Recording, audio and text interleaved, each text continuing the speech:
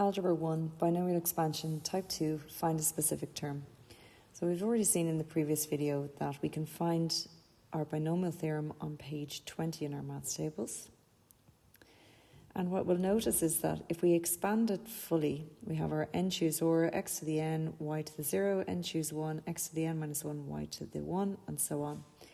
But rather than expanding fully, sometimes we can be asked to find a very specific term, like the middle term of the expansion, the second last term of the expansion, the fourth term of the expansion.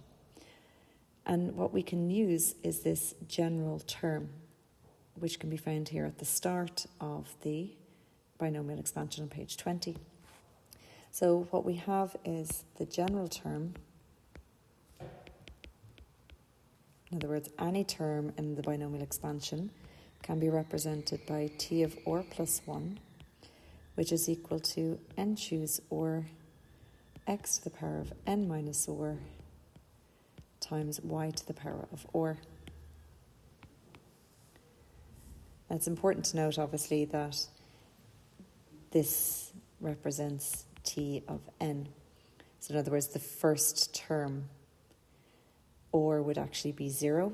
So we'd have 0 plus 1. Because if we're looking at the first term of the expansion, it's n choose 0, x to the power of n, y to the power of 0. So here this is or. So what we say is, note the nth term, in other words, n is equal to or plus 1. So that's very important. So if we have a look at using this formula, our first example asks us to find the fourth term of the expansion, 1 plus 2x to the power of n. So the fourth term means we're looking for t of 4. So this is our t of n. X is going to be 1, y in the expansion is 2 to the x, and n is 7.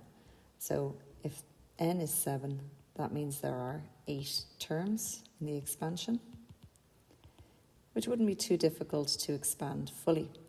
So we could technically expand fully, simplify, and then count across what's the first, the second, the third, and then circle the fourth term.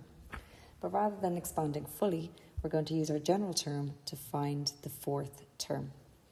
So in other words, if we're writing down our general term, we have t of or plus 1 is equal to n choose or, x to the power of n minus or, y to the power of or.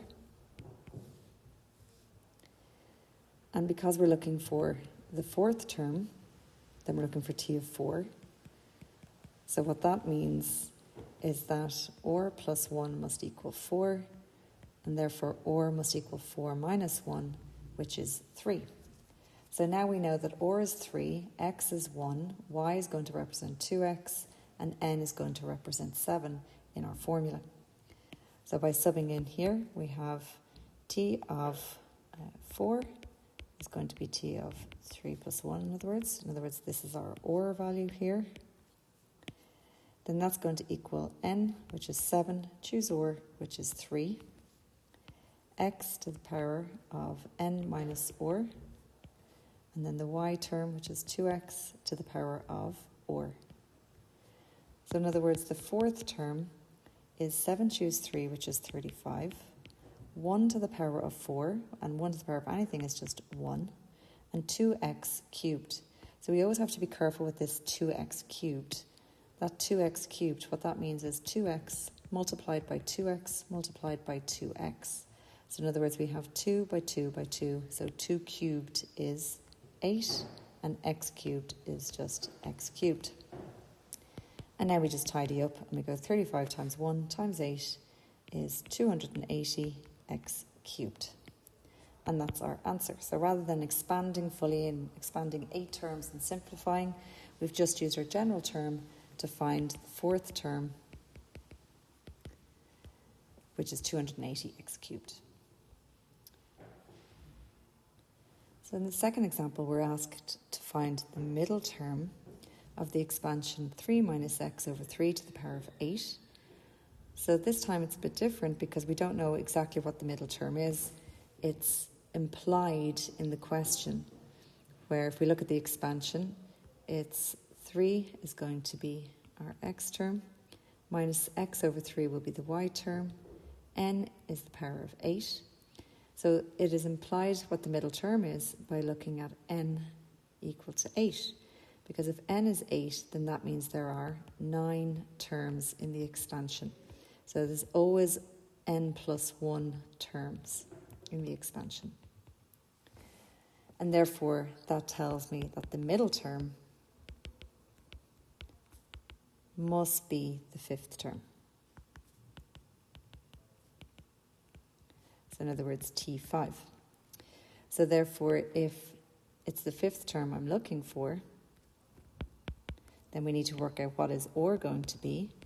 So the fifth term is represented by T of OR plus 1. So therefore that means that 5 must equal OR plus 1, and hence OR must equal 5 minus 1, which is 4. So now again, if we go to our general term, T of OR plus 1 is n choose OR, x to the power of n minus OR, y to the power of OR. And all we have to do is sub in our x, y, OR, and n. So in other words, we're looking for the fifth term, which basically is OR plus 1, or 4 plus 1. N we can see is 8. So it's 8 choose OR. So again, be careful, it's 4 for OR. X is 3, and that's to the power of n minus OR. Y is minus x over 3 to the power of OR. And again, if we simplify that, our fifth term, well, 8 choose 4 in our calculators is 70. 3 to the power of 4 is 81. Minus x to the power of 4. So again, that basically means minus x over 3 times minus x over 3 times minus x over 3 times minus x over 3. So we have to remember that a negative number raised to an even power is always positive, whereas a negative number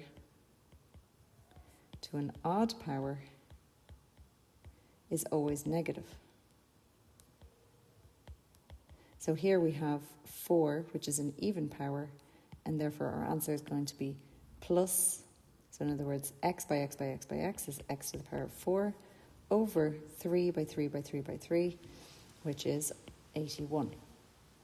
So by simplifying that, we have 70 times 81 times x to the power of 4 divided by 81. So those 81s cancel. So 81 divides into 81 once, leaving us with 70 x to the power of 4. So in other words, the middle term is the fifth term, which is 70 x to the power of 4.